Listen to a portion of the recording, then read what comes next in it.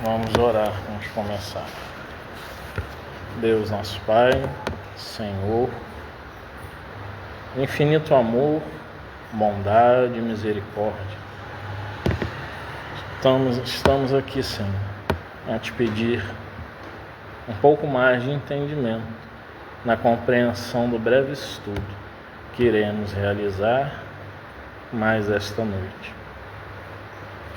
Compreendendo também que o estudo é parte do tratamento que aqui realizamos, pois é a parte que faz com que refletamos sobre nós próprios, aprendamos as ferramentas para irmos nos autoconhecendo.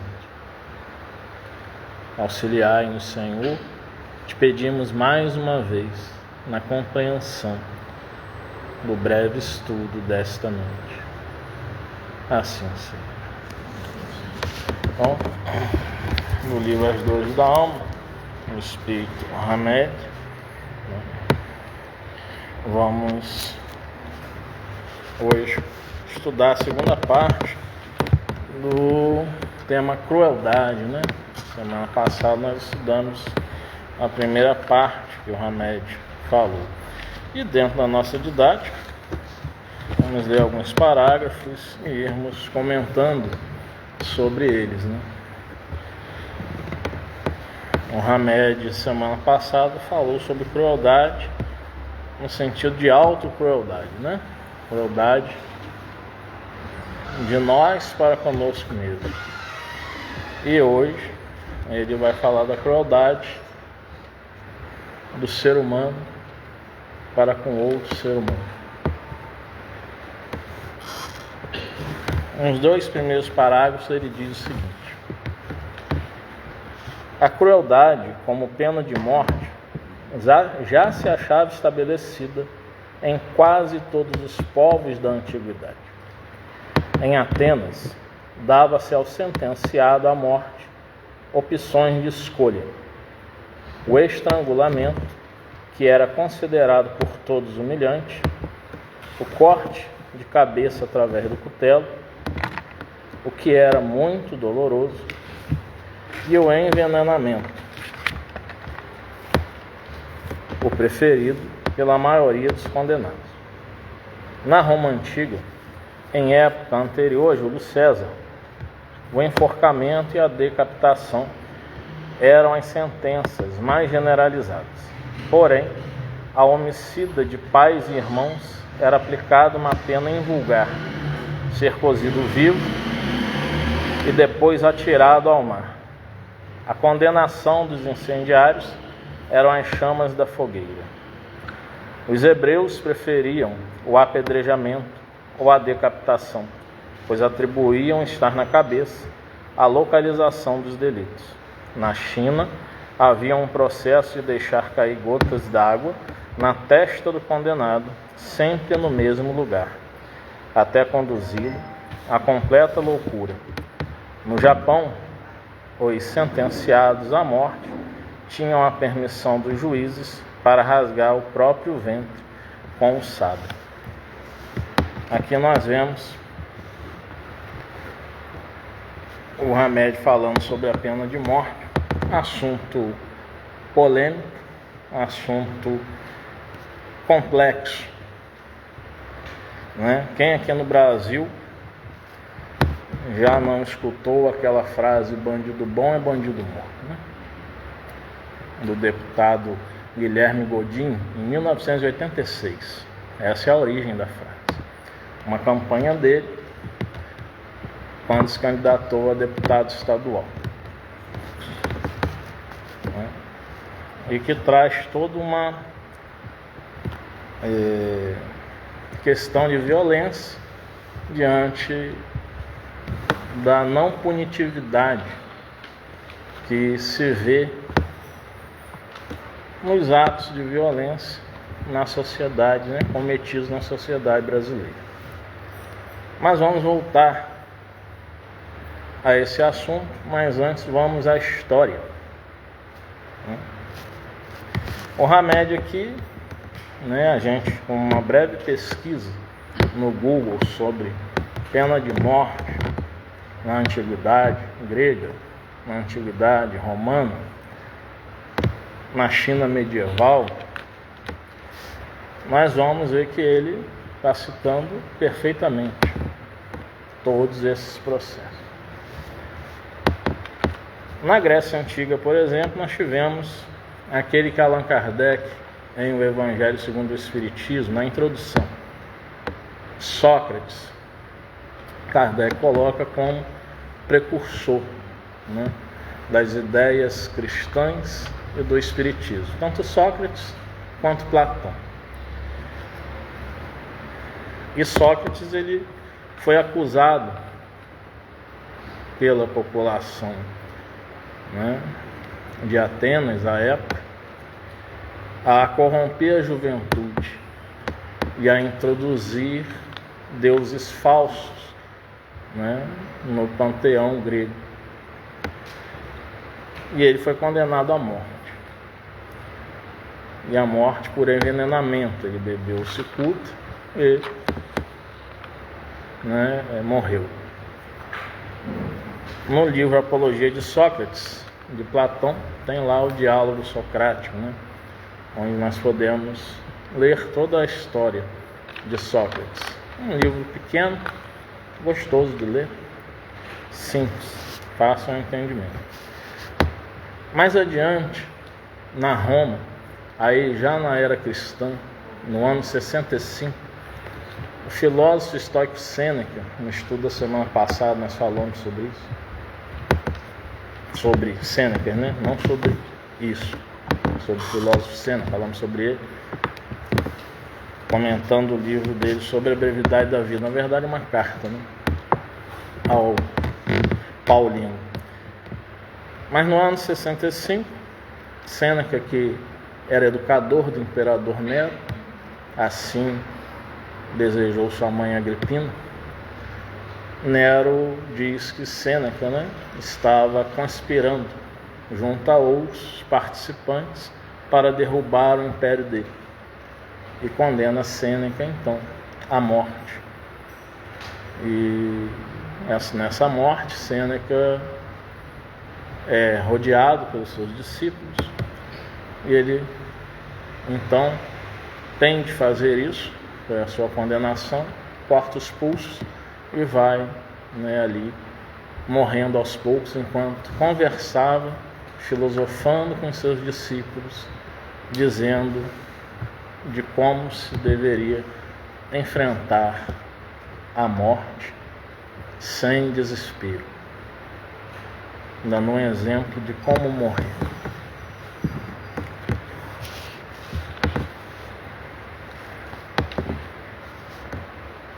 Isso faz a gente pensar, né, nessa crueldade do homem para com o outro, que está preocupado com o poder, que está preocupado em justamente não ficar sendo o centro das atenções. Foi a preocupação de Nero, foi a preocupação dos políticos em relação a Sócrates, né, e outros filósofos na época. A China, por exemplo, com essa tortura, né, de colocar pessoas sentadas em uma cadeira ou deitadas e fazer pingar uma gota de água na testa da pessoa constantemente, isso levando a pessoa, algumas dessas pessoas torturadas, à loucura, porque elas imaginavam que algo inofensivo, como a água, iria pingar sobre elas e deveria estar envenenada, e elas iriam morrer ali, né? Imaginem ficar 24 horas ou mais em um local, deitado ou sentado, e a cada passar de segundos um pingo de água está caindo na sua testa. Essa tortura foi realizada pelos soldados dos Estados Unidos com seus aliados vietnamitas no início do século XX. na Guerra do Vietnã. Eles realizaram essa tortura chinesa com os prisioneiros daquela guerra.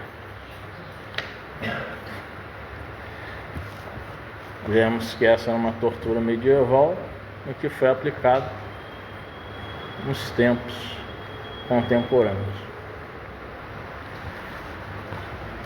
E aí nós temos de nos perguntar, né? A pena de morte, ela realmente haveria de reduzir a criminalidade? A pena de morte, ela diminuiria a violência?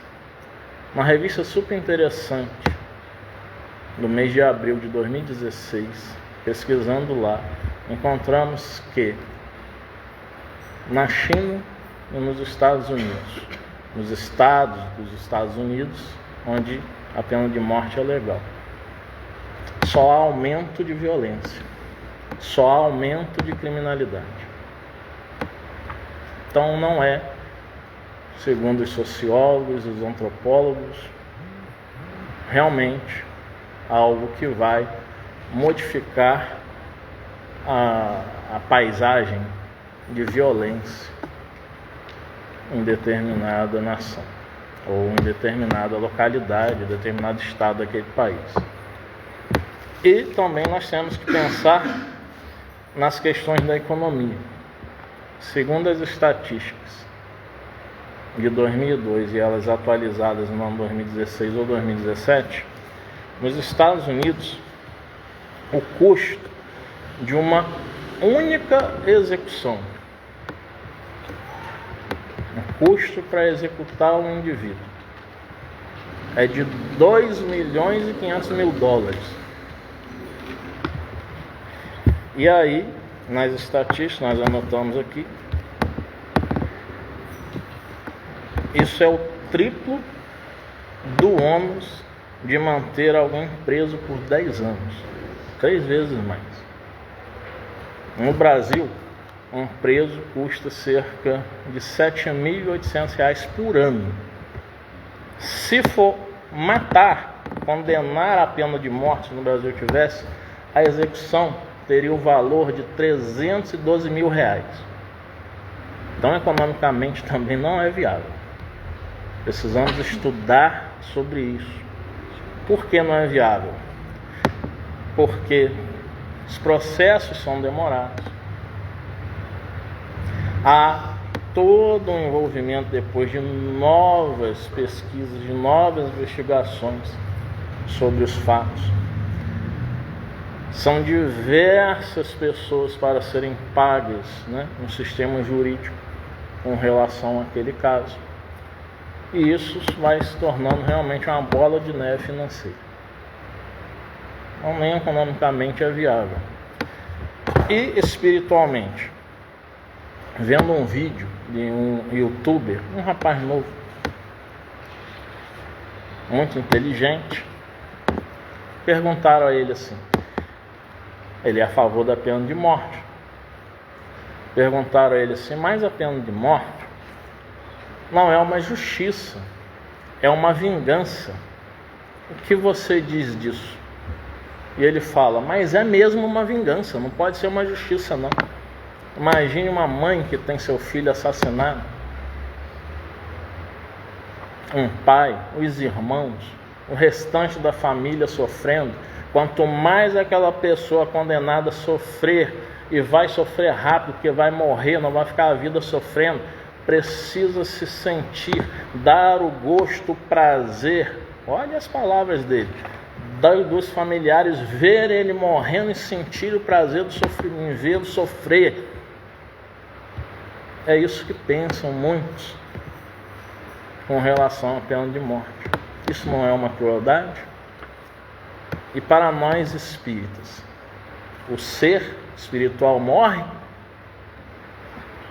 O espírito vai morrer?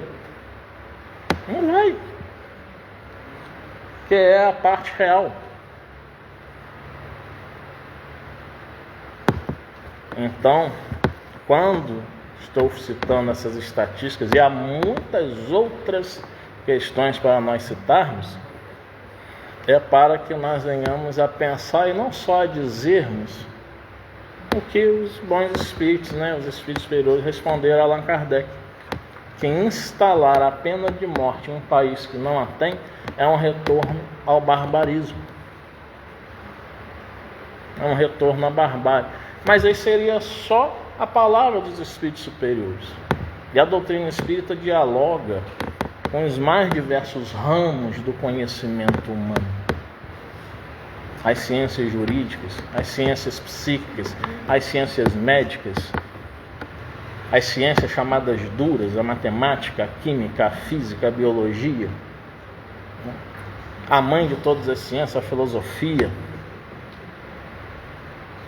Então, se nós ficarmos só aprisionados no que os espíritos superiores responderam e não buscarmos conhecimentos outros para desenvolvermos o pensamento, nós não vamos conseguir dialogar, não para convencer, mas para deixar as mentes raciocinando em dúvidas. Lembrando aqui as palavras de Francis Bacon: o homem que começa com certezas termina com dúvidas. O homem que começa com dúvidas termina com certezas. Então, duvidar de tudo sempre é o primeiro passo para que a gente não se deixe levar por ideias de repente inócuas, porque não fizemos um exame maior a respeito dessas ideias. E outra coisa, a juventude, jovens chegam à casa espírita, são a favor da pena de morte ou a favor de um aborto, mas não vamos entrar no tema aborto, que não é nosso assunto hoje. Colocam argumentos de repente científicos, sociais, que nós não temos para responder a eles. Nós vamos o quê? Bradar igual os irmãos evangélicos, pegar o livro dos Espíritos e fazer como se fosse uma Bíblia? Não, a verdade está aqui. Nós não vamos fazer isso, é irracional.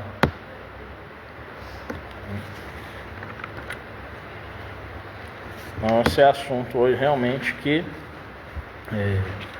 traz o que nós pensarmos, e principalmente sobre quais são os nossos sentimentos quando nós vemos um crime hediondo, e tem tantos. Quais são os nossos sentimentos? São de desejos de vingança para com aquela criatura que cometeu o crime, que sofra bastante, ou são de piedade? Poxa, é um espírito que ainda não aprendeu a conviver, não aprendeu a amar, está no campo ainda da animalidade, e a lei é de evolução, e é para todos. Em outro trecho, o Hamed vai dizer: todavia não poderíamos deixar de registrar o fanatismo, o autoritarismo e o autoritarismo da Santa Inquisição, também conhecida como o Santo Ofício, criada em 1233 pelo Papa Gregório IX, que entrou para a história como uma das mais brutas demonstrações de ferocidade e violência contra os direitos humanos. E isso, infelizmente, em nome de Deus, e muitos espíritos obsessores se manifestam aqui nas reuniões de obsessão. Há mais de 400 anos, perseguindo aqueles que lhes fizeram mal, por conta da Inquisição, e detestam ouvir o nome Jesus, porque entendem que foi em nome dele que aquelas atrocidades foram realizadas, como se ele tivesse ordenado aquilo. E é difícil doutriná-los. e suas dores são muitas. E hoje nós vemos os nossos irmãos, especialmente nos terreiros de Umbanda e Candomblé, tendo, pelos que se dizem cristãos, notadamente aqueles que se colocam como evangélicos, destruindo terreiros, quebrando mesmo, e quando não tem os chamados, paradoxalmente, traficantes de Jesus, como se isso fosse possível. A pessoa, o traficante, claro que ele é irmão de Jesus também, como todos nós. Agora, ser um traficante de Jesus, aí já é demais. Ser um criminoso de fé, e que eles também mandam,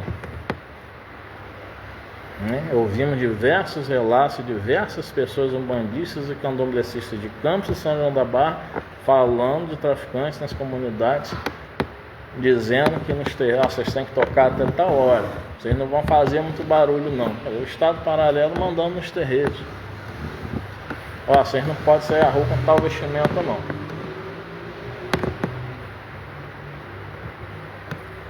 Crueldades.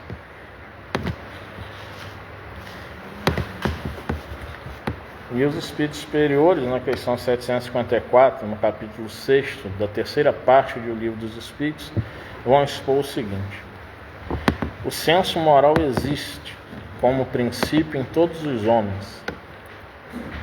Dos seres cruéis fará mais tarde seres bons e humanos.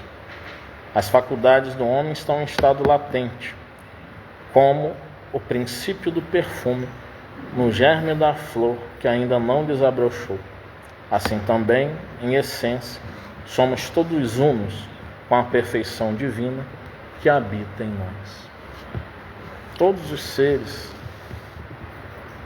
são como essa flor, né? Como esse perfume dessa flor, que ainda não desabrochou, mas que vai desabrochar, e em determinado momento seu senso moral vai se desenvolver e será um bom ser humano. O Hamed diz aqui: cada ato de agressividade que ocorre neste mundo tem como origem básica uma criatura que ainda não aprendeu a amar. Naturalmente, todos nós ficamos indignados com a rudeza ou a maldade, mas devemos entender que isso é um processo natural da humanidade em amadurecimento e crescimento espirituais. Por trás de todo ato de crueldade sempre existe um pedido de socorro. Precisamos escutar esse apelo inarticulado e dissolver a violência com nossos gestos de amor. E é possível. Assistimos uma reportagem certa vez, onde um ex-presidiário, em um presídio particular, em convênio com o governo de Minas Gerais, se formou dentro do presídio em Direito, fez a prova da OAB e começou a poder advogar. E um outro se formou em Pedagogia. O que se formou em Direito assassinou um homem. E ele entendeu que o seu ato foi um ato desastroso e que feriu muitos. E ele agora, na entrevista, ele disse o seguinte: agora, como advogado, criminalista, eu vou lutar para não defender assassinos. E se for contratado para a defesa, eu vou conversar muito com o réu para que, se ele realmente cometeu o ato, ele possa se entregar, e assim, obviamente, ele terá, possível diminuição em sua pena. Ele está buscando se redimir. E isso por quê? Qual foi o grito de ajuda que ele pediu? Preciso de educação. Allan Kardec, o foco dele no Espiritismo o Espiritismo é uma obra de educação. Mas nem todos pensam assim. É verdade. Mas nós estamos em nossas casas, no nosso conforto, com os nossos ou ventiladores potentes, ou nossos ares condicionados, nossas TVs smart, nossas internets potentes, nossas camas confortáveis, em um mundo consumista que diz: é preciso ter para ser feliz, e com pessoas sem compreensão mínima do que é um ser espiritual e de que é um ser espiritual, de que é um espírito. Como queremos que essas pessoas não busquem, então, quando não alcançam determinados recursos, buscarem às vezes de maneiras infelizes esses mesmos recursos. Não estamos defendendo nem fazendo apologia aos criminosos, não, de maneira alguma. Somos totalmente contrários, e é contrário tanto à legislação humana e principalmente à legislação divina. Mas nós paramos para pensar na possibilidade de quais oportunidades aqueles seres têm. Dá mais 5 minutinhos que começar a atrasar. Dá mais 5 minutinhos. Eu estou falando antes, né? Eu mesmo, vou contar um fato aqui. Estava começando a estudar inglês instrumental na UENF. Estava desempregado aí. Tinha lá meus 25, 26 anos. A aula era pela manhã e terminava às 5 horas da tarde. Primeiro dia eu fui a pé, não tinha nem dinheiro para o ônibus. Meus pais desempregados também, não tinham como me ajudar. Saí a pé, da Conselheiro José Fernandes até o UENF. Chegando lá, vi o povo comendo seus lanches. Eu saí a pé da UENF, fui para casa, almocei, voltei a pé e cheguei uns 5 minutos atrasados para a aula. Fiz isso por 2 sábados seguidos. No terceiro sábado, encontrei com a professora na rua e ela perguntou se eu falei que não. Ela disse assim: você é um aluno tão inteligente, você é uma pessoa que está pegando tão rápido o idioma, eu estou impressionado. Por que você não vai? Eu não tenho nem dinheiro para o ônibus, professora, quanto mais para lanchar. Não dá para passar um dia inteiro em jejum para estudar.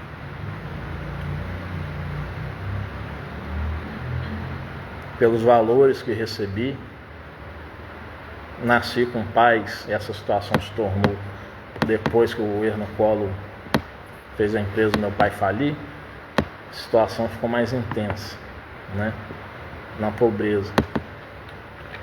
Mas nós éramos classe média alta. Poderia eu ter me revoltado? Claro, não me revoltei. Os valores que recebi, eu já era espírita nessa época, Desde os 17 anos estou ativo na mediunidade. Mas quantos não tinham e não têm a compreensão espiritual que eu tinha?